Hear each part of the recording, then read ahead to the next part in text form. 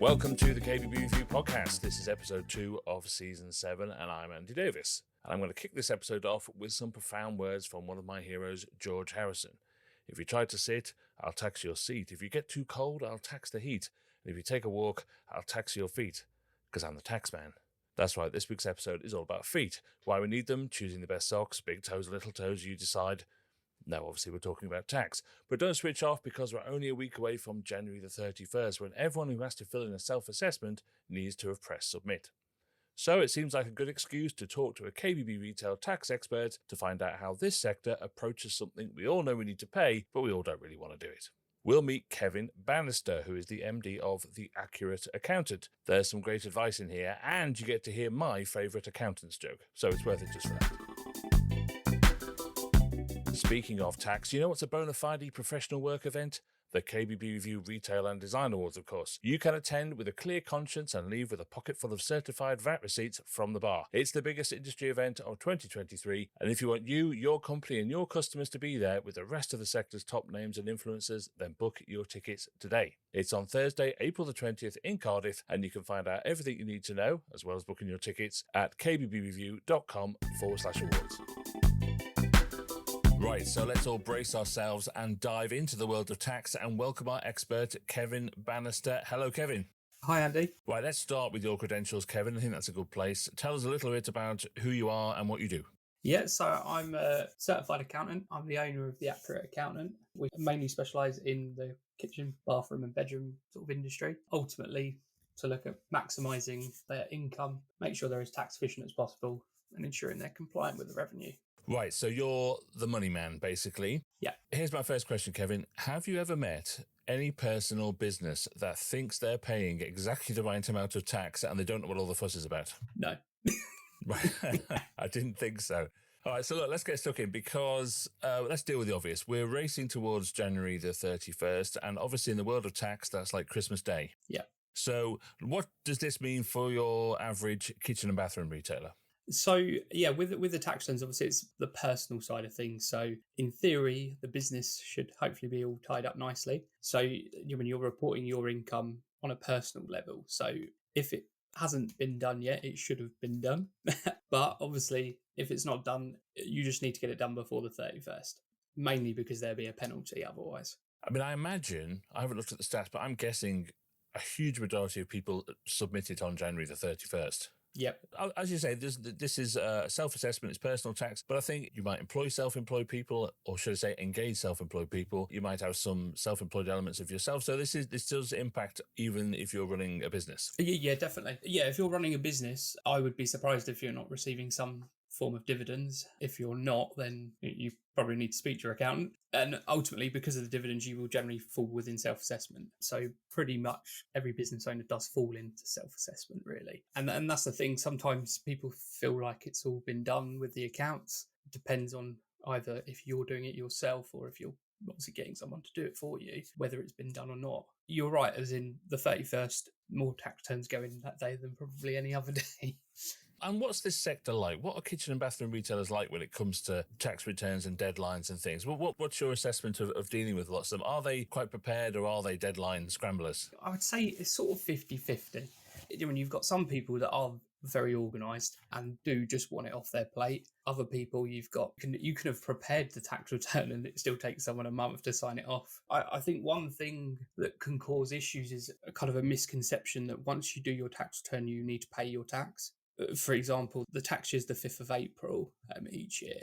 And obviously you have effectively 10 months to do the return. You don't have to pay it just because you may do it in May doesn't mean you need to pay it at that point. I think there's an element of a misconception on that, but also I think it's some people just don't do something until the deadline comes. It's just built into us in a sense of, it has to be done at this point, so I don't need to worry about it till that point. I don't mean to completely run down your entire profession here, but it's quite boring, isn't it? Yes. That's the problem. I think it's a tedious exercise that's not fun to do at all, and all it ultimately results in is you having to pay money out. It's a very easy thing to prevaricate, isn't it? Yeah, definitely. For me, when you're dealing with a business and preparing the accounts, your accounts realistically, come the end of the year, they should be ready within a month, I would say at least. You want to be running your business as you're going through time, not 9 months later. So, problem with personal tax is held up by the business tax in a sense. So, until you've actually finally sorted out the business, where the business stands, you wouldn't normally do your personal tax return until that point. So, if someone's doing their business taxes come 9 months down the line, you're already on the back foot to get your personal tax return done.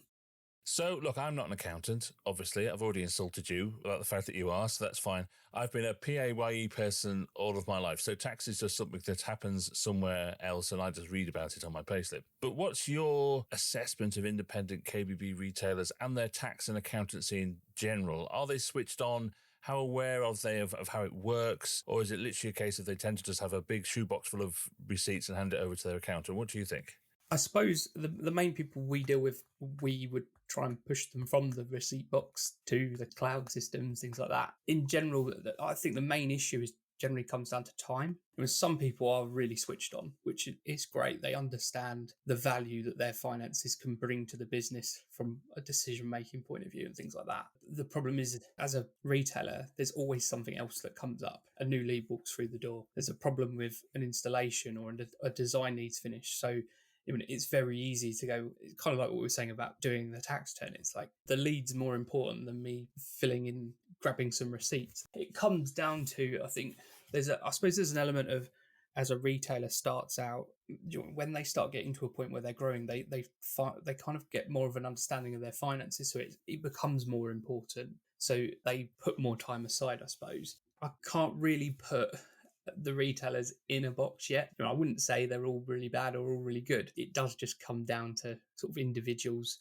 Also, I think if someone's got past experience in a business, that makes a big difference. So when we go to school and things, we're not taught how to run a business, or we're not taught a lot of things at school. It's one of those things, isn't it? The people who mind the pennies and the pounds, look after themselves, will tend to be the ones who will run a much more efficient and therefore successful business. That the management of the money is the most important thing. But as you say, in the day, at the moment when the lead walks through the door, it might not necessarily seem like the most important thing. How aware are they, do you think, of all the complicated bits of tax? There's compliance, obviously, and there's rates that change, but there's also tax reliefs, tax incentives. There's lots of variables that you can apply to how much you pay in the end.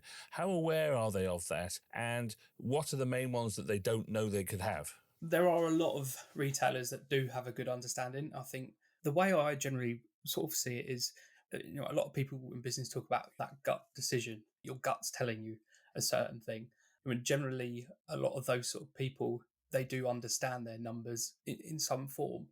It's not to say that they don't use their gut. Their gut's just, I suppose, more informed. In terms of reliefs, compliance, and sort of incentives, to be honest, I would say that a lot of that does really come down more to the accountant's job of making them aware. Compliance, the first thing we would generally do is make sure the business owner understands what their obligations are in a business, when we need to make sure these accounts are filed and things like that. It's just the start point of how you run a business in terms of what you need to do as a director.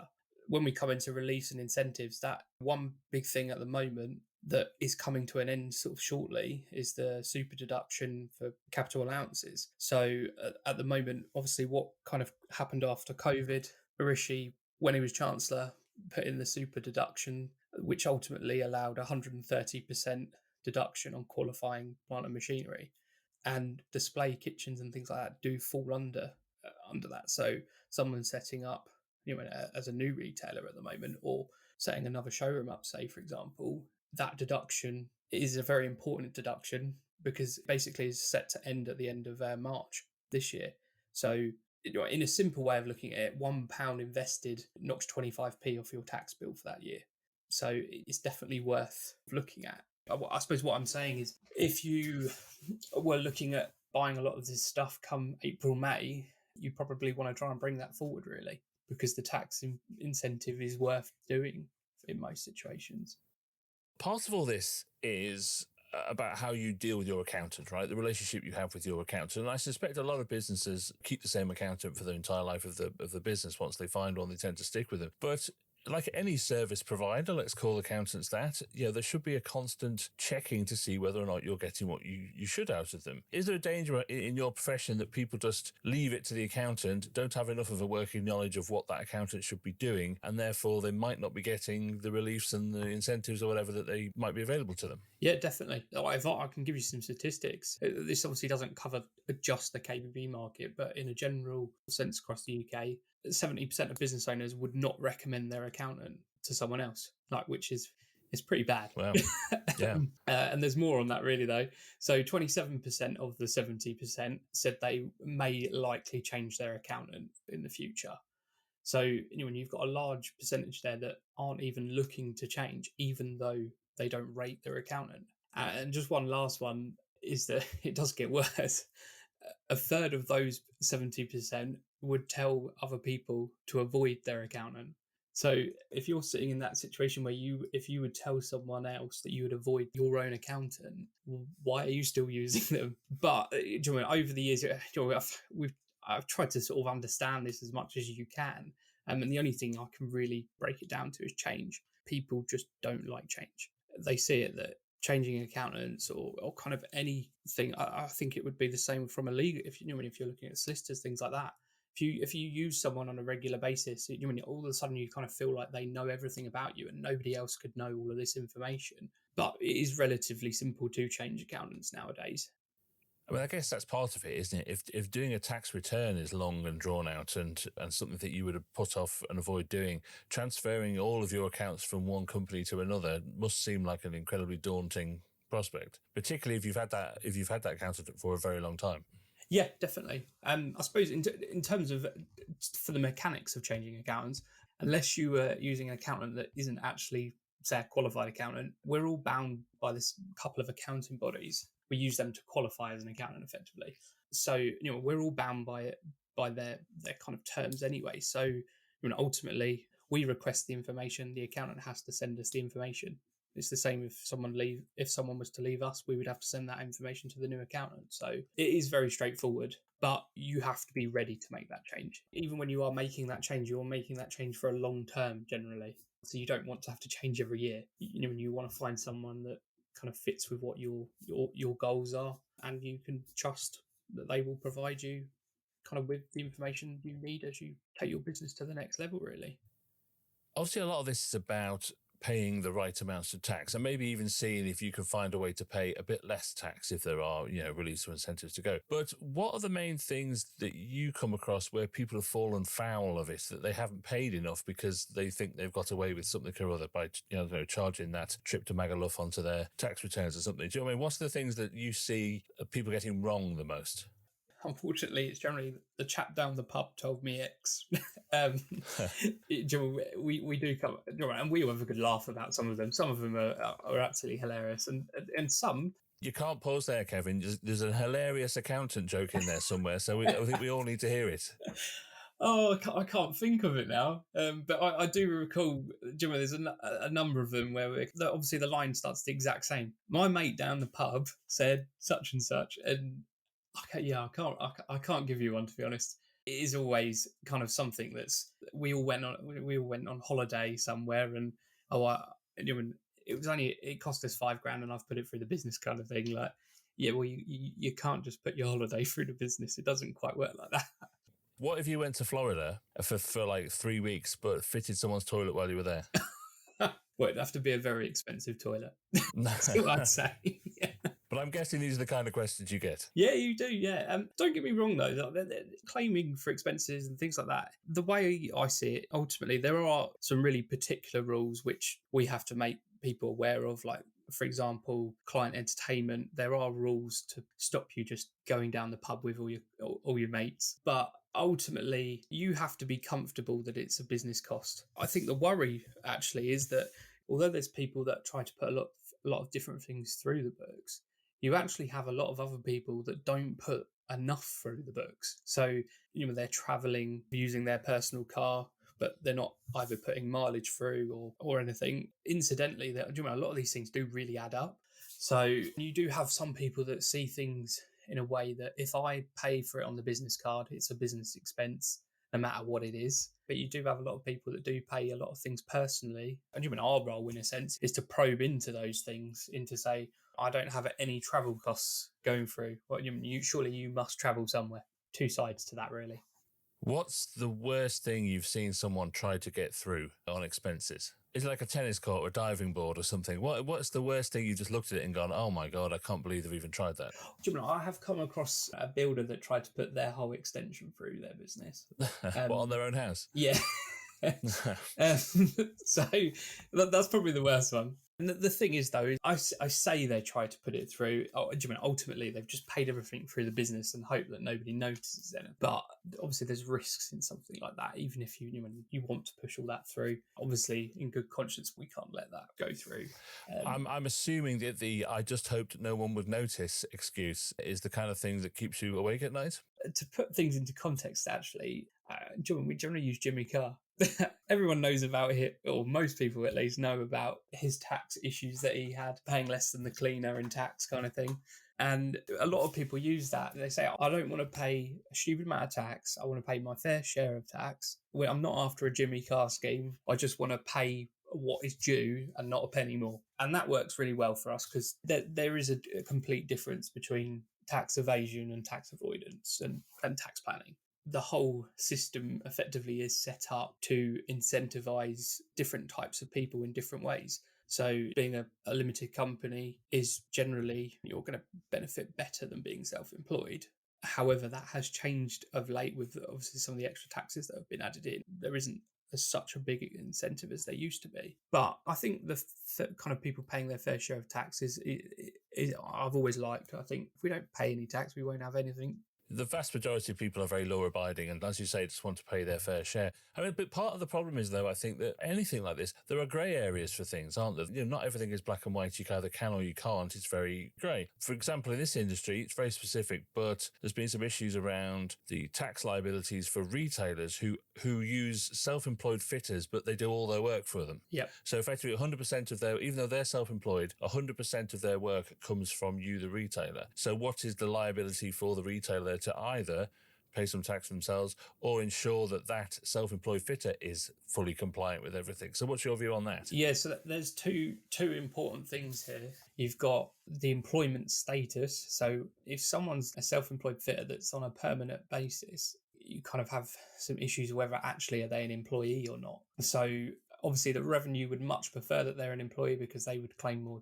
Effectively, the business has to pay national insurance for that employee. So it's in their interest to try and argue that they would be an employee. With that, you've ultimately got sort of the main factor that determines whether you should actually be an employee comes down to the power dynamic. So if you're an employee, the employer has all the power. They decide your hours, your pay, when the work needs to be done, how it's done, when it's done.